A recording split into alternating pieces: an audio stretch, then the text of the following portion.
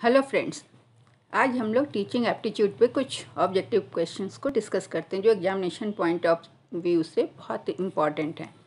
हमारा पहला क्वेश्चन है, in what respect two students are not alike. और इसके ऑप्शंस हैं aptitude, attitude, intelligence, physical and mental setup. तो ये चारों में से हमें चुनना है कि दो स्टूडेंट एक जैसे किस एस्पेक्ट में नहीं होते, एप्टीट्यूड में, एटीट्यूड में, इंटेलिजेंस में, या फिजिकल या मेंटल सेटअप में। तो एप्टीट्यूड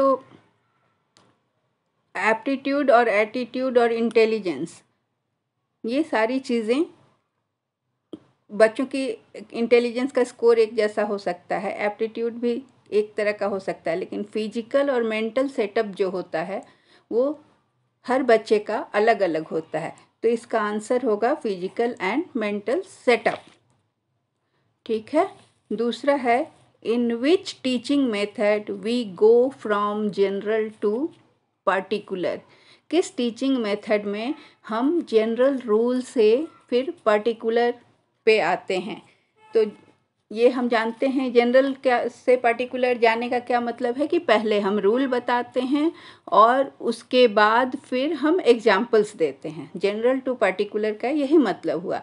तो इसे हम रूल एक के नियम से भी जानते हैं। ये कौन सा मेथड होता है? इंडक्टिव नहीं। इंडक्टिव मेथड में क्या होता है, पहले हम एग्जाम्पल देते हैं तब रूल पे जाते हैं, तब रूल को बनाते हैं या रूल पे आते हैं। डिडक्टिव मेथड में क्या होता है कि पहले हम एग्जाम्पल देते हैं, पहले जनरल रूल बताते हैं, फिर उसके बाद हम पर्टिकुलर या एग्जाम्पल पर आते हैं। तो और कॉग्निटिव मेथड तो ज्ञानात्मक विधि होती है जिसमें नॉलेज पे जोर दिया जाता है। तो इसका आंसर क्या होगा? Deductive method. उसी में हम पहले जनरल रूल बताते हैं, जैसे all planets move around the sun, ये जनरल रूल है। उसके बाद हम पर्टिकुलर अर्थ पे आते हैं कि अर्थ मूव्स अराउंड द सन, तो ये जनरल टू पर्टिकुलर हुआ। तो इसका आंसर होगा डिडक्टिव मेथड, बी। तीसरा क्वेश्चन है, Bloom taxonomy considers lowest objective इन कॉग्निटिव डोमेन। क्या है? सबसे ब्लूम टैक्सोनॉमी के हिसाब से सबसे इनिशियल लेवल या सबसे निचला स्तर कॉग्निटिव डोमेन का क्या है? Comprehension, application, knowledge and analysis. तो हम जानते हैं कि कॉम्प्रिहेंशन, सबसे पहले नॉलेज आता है, फिर कॉम्प्रिहेंशन आता है, और उसके बाद फिर एप्लीकेशन और एनालिसिस का नंबर आता है। तो इसका आंसर होगा knowledge.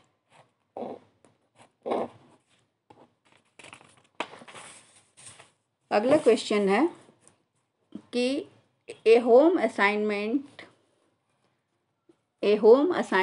Is shown through diagrammatic presentation, it comes under which domain.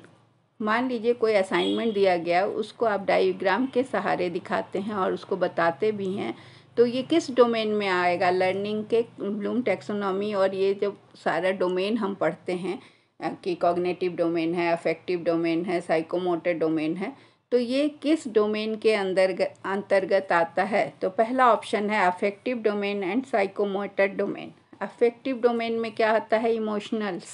Emotions आते हैं ना। तो ये अफेक्टिव डोमेन और साइकोमोटर डोमेन जहाँ हैंड और माइंड का कोऑर्डिनेशन होता है। तो ये तो आंसर नहीं होगा, क्योंकि यहाँ पर हमारा डायग्रामेटिक प्रेजेंटेशन एंड नॉलेज है और साइकोमोटर है। तो ये कॉग्निटिव एंड साइकोमोटर डोमेन का ये पार्ट लगता है, क्योंकि यहाँ पर हम ज्ञान का भी उपयोग कर रहे हैं और हैंड एंड मोटर स्किल का भी काम ले रहे हैं। तो इसका आंसर क्या होगा? बोथ ए एंड बी नहीं, इसका आंसर होगा बी। इसका आंसर केवल बी होगा, ये क्वेश्चन में गलत था। तो ये आंसर इसका हुआ कि ये कॉग्निटिव भी हुआ और साइकोमोटर डोमेन हुआ। पांचवा है, education of which type of children is referred as least restrictive environment. किस तरह के बच्चों को कम से कम रुकावट वाले एनवायरनमेंट में पढ़ाया जाए। किस बच्चों की शिक्षा को लिस्ट रेस्ट्रिक्टिव एनवायरनमेंट की शिक्षा के रूप में रेफर किया जाता है? तो इसके ऑप्शंस हैं हैंडीकैप्ड, गिफ्टेड,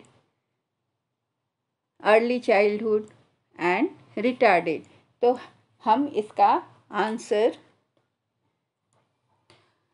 इस तरह से डिस्कस करेंगे कि गिफ्टेड बच्चे को तो ज़रूरत नहीं है कि रेस्ट्रिक्टेड एनवायरनमेंट में दे, वो तो हर एनवायरनमेंट में गिफ्टेड चाइल्ड कर लेता है। अर्ली चाइल्डहुड के लिए रेस्ट्रिक्टिव एनवायरनमेंट चाहिए नहीं। रिटार्डेड बच्चों को भी उनके पीछे रेस्ट्रिक्टेड एनवायरनमेंट की नहीं। हैंडीकैप्ड बच्चे जो होते हैं उनको विशेष आवश्यकताएं होती हैं, तो उनको उस तरह के एनवायरनमेंट में शिक्षा देना होता है। तो इसका आंसर है restricted environment. In Divi's opinion education is अब डीवी के अनुसार शिक्षा क्या है? सोशल नीड है या पर्सनल नीड है या साइकोलॉजिकल नीड है या थियोरेटिकल नीड है? तो हम इसे शिक्षा क्या है?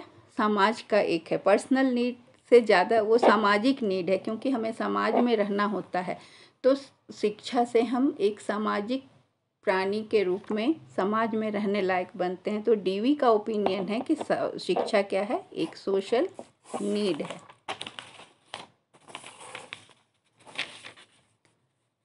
अगला क्वेश्चन है कि teachers and students belong to which system? Teacher और स्टूडेंट किस सिस्टम को बिलोंग करते हैं? तो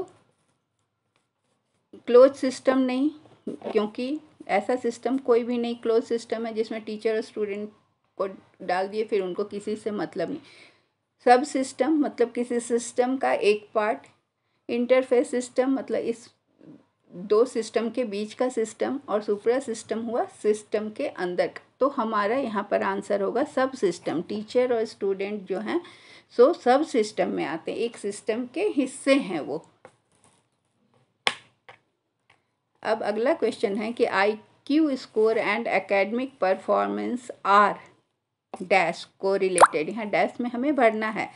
क्या ये हाईली कोरिलेटेड हैं या लिस्ट कोरिलेटेड हैं या मॉडरेटली कोरिलेटेड हैं या परफेक्टली कोरिलेटेड हैं? तो हम यहाँ पर हाईली कोरिलेटेड नहीं है। कोई ज़रूरी नहीं है कि एकेडमिक परफॉर्मेंस और IQ स्कोर में बहुत हाई रिलेशन नहीं होता, बल्कि इनके बीच में जो रिलेशन होता है वो मॉडरेट होता है। मतलब जनरली जिनका IQ हाई होता है उनका एकेडमिक अचीवमेंट हाई होता है, लेकिन ऐसा नहीं है कि IQ और एकेडमिक परफॉर्मेंस दोनों एक दूसरे पर बहुत ज़्यादा निर्भर करते हैं या हाईली कोरिलेटेड हैं। इसलिए इसका आंसर होगा मॉडरेटली। परफेक्टली भी नहीं है और लिस्ट भी नहीं है, हाईली तो बिल्कुल भी नहीं है। इसका क्या मतलब है कि ये देखा जाता है कि IQ स्कोर जिसका अच्छा होता है उसका एकेडमिक परफॉर्मेंस अच्छा होता है, लेकिन ये प्रूफ नहीं किया जाता। ये कोई लॉ नहीं है कि इसलिए IQ को एकेडमिक परफॉर्मेंस से बहुत ज़्यादा मतलब नहीं है, मॉडरेटली रिलेटेड कहा जाता है। The objective of establishing Navodaya Vidyalaya is. Navodaya Vidyalaya को इस्टेब्लिश करने का उद्देश्य क्या था? पहला था कि सर्व शिक्षा अभियान को कंप्लीट करना। दूसरा था कि check the wastage of education in rural areas. तीसरा है provide good education to rural people. और चौथा है increase the number of schools in rural areas. तो इसमें हमारा लगता है नवोदय विद्यालय जो गांव में खोला गया या इसका उद्देश्य यही है कि wastage of education in rural area को चेक करना। वेस्टेज क्या होता है? वेस्टेज होता है कि लोग, सरकार का स्कीम है कि सर्व शिक्षा अभियान में कि 6 से 14 साल के बच्चों को अनिवार्य और निःशुल्क शिक्षा दी जाएगी।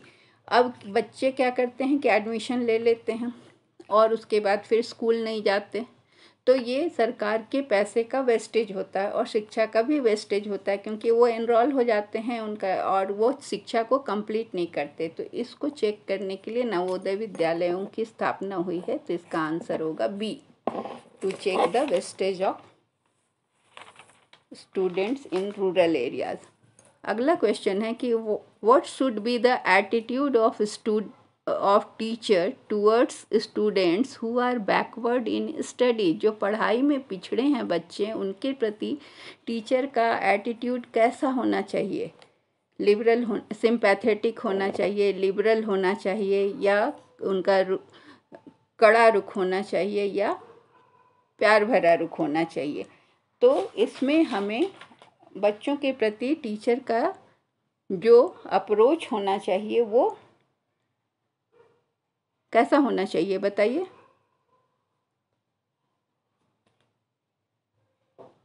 लिबरल होना चाहिए या सिंपैथेटिक होना चाहिए? लिबरल होना चाहिए। What is developed through frequent brainstorming method by the teacher? brainstorming method में क्या करते हैं टीचर कि कोई भी प्रॉब्लम के बोल देते, उसका सॉल्यूशन सबको खोजने को करते हैं। ब्रेनस्टॉर्मिंग से क्या होता है कि सारे बच्चे अलग अलग उसके सॉल्यूशंस लेके आते हैं, तो एक साथ बहुत सारा सॉल्यूशंस आता है, उसमें से फिर सेलेक्ट होता है। तो ये टीचर क्यों करता है, क्या किस चीज़ को डेवलप करता है? तो ये इंटेलिजेंस को डेवलप करता है? नहीं, इंटेलिजेंस इससे डेवलप नहीं होता है ब्रेनस्टॉर्मिंग से। क्रिएटिविटी को डेवलप करता है, मेमोरी का इससे संबंध नहीं है। अटेंशन तो कुछ हद तक है, लेकिन इसका मेन उद्देश्य क्रिएटिविटी को डेवलप करना, छात्रों में कुछ नया करने को, कुछ नया सोचने की परंपरा को डेवलप करना, इसलिए इसे क्रिएटिविटी को डेवलप करना है। फिजिकल ग्रोथ इज रैपिड कब होता है? बहुत ज़्यादा फिजिकल ग्रोथ तेज़ी से कब होता है? अर्ली चाइल्डहुड में होता है, या किशोरावस्था में होता है, या स्कूल एज में होता है, या इन्फेंसी में होता है? तो हम देखते हैं कि बच्चों का विकास बहुत तेज़ी से होता है बचपन में, सो इसका आंसर होगा इन्फेंसी। तो इस तरह से हमने 12 क्वेश्चन आज डील किया, फिर अगले क्लास में और करेंगे। Thank you.